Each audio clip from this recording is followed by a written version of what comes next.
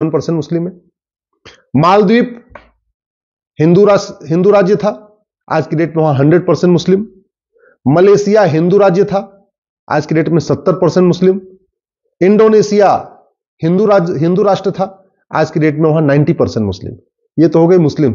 और जो हिंदू राष्ट्र था वहां हिंदुओं की संख्या, लक्षद्वीप हिंदू राज्य, आज की डेट में वहां हिंदू केवल 2%।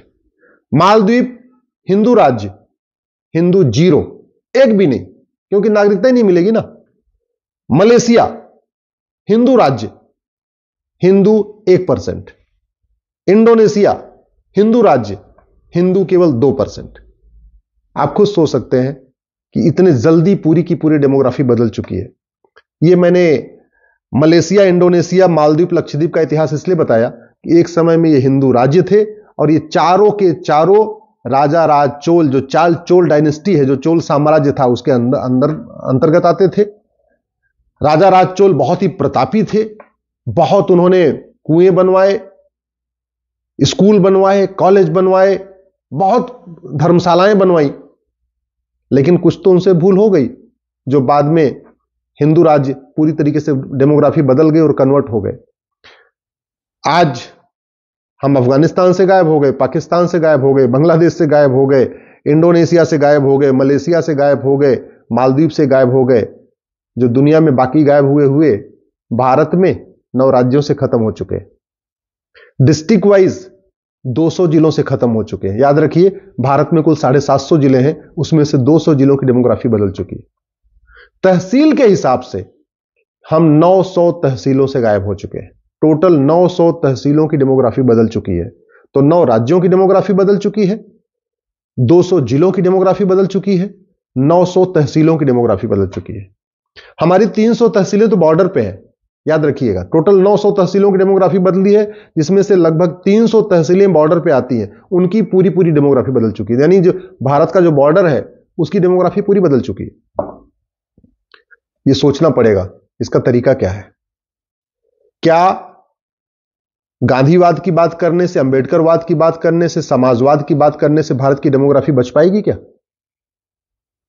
क्या तू मैं करने से, नूरा कुश्ती करने से, बतौलेबाजी करने से, टीवी पे डिबेट करने से भारत की डेमोग्राफी बच पाएगी क्या? जानते हैं भारत की डेमोग्राफी को जो सबसे बड़ा खतरा है वो जनसंख्या विस्फोट से है। 86,000 बच्चे रोज पैदा हो रहे हैं। 2023 में 3.25 करोड़ बच्चे पैदा हुए हैं। इसमें से 1 करोड़ से ज्यादा बच्चे अवांछित हैं। अवांछित का मतलब या तो वो तीसरी संतान है, या चौथी संतान है, या 5वीं औलाद है, या 6वीं औलाद है, या 8वीं औलाद है, या 12वीं औलाद है, या 16वीं औलाद है। जरूरत क्या है? वास्तव में अगर हम भारत की डेमोग्राफी बचाना चाहते हैं, भारत की डेमोग्राफी जो इतनी बदल गई वो तो बदल गई, लेकिन कम से कम आगे ना बदले, उसको रोकना चाहते हैं तो तत्काल जनसंख्या नियंत्रण कानून बनाना पड़ेगा। 3.25 करोड़ में से 1/3 यानी 1 करोड़ से ज्यादा बच्चे अवांछित हैं। अब उनकी भोजन की व्यवस्था, उनके कपड़े की व्यवस्था, उनके मकान की व्यवस्था, उनके लिए हॉस्पिटल की व्यवस्था, ये सारा बर्डन किसके ऊपर आएगा? टैक्स पेयर के ऊपर आएगा। जो इनकम टैक्स देते हैं, टीडीएस देते हैं, वैट देते हैं, जीएसटी देते हैं, सारा का सारा खर्चा उन्हीं के पास आए, उन्हीं के ऊपर आने वाला है, सारा बर्डन उन्हीं के ऊपर आने वाला है। दूसरा जो डेमोग्राफी हमारी बदल रही है वो है घुसपैठ के कारण। 2017 में मैंने पीएल फाइल किया था, उस समय 5 करोड़ घुसपैठिए थे। अभी 2024 में ये 5.5 करोड़ हो चुके हैं। ऑस्ट्रेलिया की जनसंख्या 2 करोड़ है और हमारे देश में 5.5 करोड़ घुसपैठिए रहते हैं, यानी लगभग ऑस्ट्रेलिया के 3 गुना भारत में घुसपैठिए रहते हैं। कनाडा की जनसंख्या 4 करोड़ है और भारत में 5.5 करोड़ घुसपैठिए रहते हैं। और ये क्यों रहते हैं? ये घुसपैठिए अमेरिका तो नहीं जाते, चीन तो नहीं जाते, बाकी छोड़ो, दुबई नहीं जाते घुसपैठिए, अरब नहीं जाते। ये घुसपैठिए भारत ही क्यों आते हैं? पाकिस्तान भी नहीं जाते, अफगानिस्तान नहीं जाते, लंका नहीं जाते, भूटान नहीं जाते, भारत ही क्यों आते हैं? केवल प्लान्ड वे में घुसपैठियों को यहां बसाया जा रहा है डेमोग्राफी बदलने के लिए। और घुसपैठिए इसलिए आ रहे हैं क्योंकि घुसपैठियों की 100% प्रॉपर्टी जब्त करने, घुसपैठियों की नागरिकता खत्म करने, घुसपैठियों को 10 से 20 साल सजा देने के लिए हमारे पास कानून नहीं है।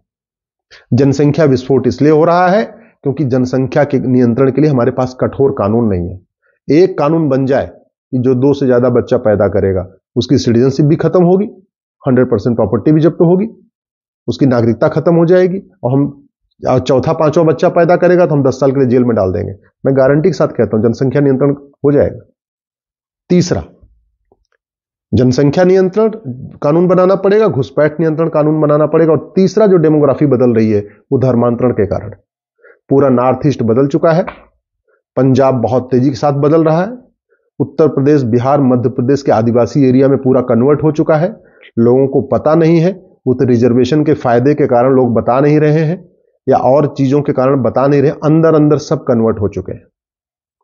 और ये इसलिए हो रहा है क्योंकि हमारे पास धर्मांतरण नियंत्रण के लिए कठोर कानून नहीं है। एक कानून बनाइए कि जो आदमी हिंदुओं को धर्मांतरित करेगा उसके ऊपर एनएसए लगेगा, यूएपीए लगेगा, गैंगस्टर एक्ट लगेगा, वेजिंग वॉर की धारा लगेगी, 100% प्रॉपर्टी जब्त करेंगे और उसको आजीवन कारावास या फांसी देंगे। कल से ही धर्मांतरण रुक जाएगा, मैं गारंटी के साथ कहता हूं। सठे साठ्यम समाचरित भय बिन होए न प्रीत। कानून जितना कठोर होगा, दंड की व्यवस्था जितनी कठोर होगी, उतना तेजी के साथ धर्मांतरण रुकेगा, घुसपैठ रुकेगी, जनसंख्या विस्फोट रुकेगा। नहीं तो आज बाइकआउट मालदीव कर रहे हैं, कल को बाइकआउट कश्मीर करना पड़ेगा, परसों बाइकआउट केरल करना पड़ेगा, नरसों बाइकआउट गोवा करना पड़ेगा। भारत के 9 राज्यों में तो खत्म हो ही चुके हैं ना, 200 जिलों में तो खत्म हो ही चुके हैं, 900 तहसीलों में तो खत्म हो ही चुके हैं। कब तक बाइकआउट कर रहेंगे? इसलिए मैं आपसे हाथ जोड़ के निवेदन कर रहा हूं, दल गुलामी छोड़िए, पार्टियों की गुलामी छोड़िए। ये आज के नेता 25 साल के बाद आपके बच्चों को बचाने नहीं आएंगे, लेकिन आज का कठोर कानून 25 साल नहीं, अगले 200 साल तक आपके परिवार को बचाएगा, आपकी संस्कृति को बचाएगा, आपके धर्म को बचाएगा। इसलिए जनसंख्या नियंत्रण कानून, धर्मांतरण नियंत्रण कानून, घुसपैठ नियंत्रण कानून की मांग करिए, समान शिक्षा और समान नागरिक संहिता लागू करने की मांग करिए।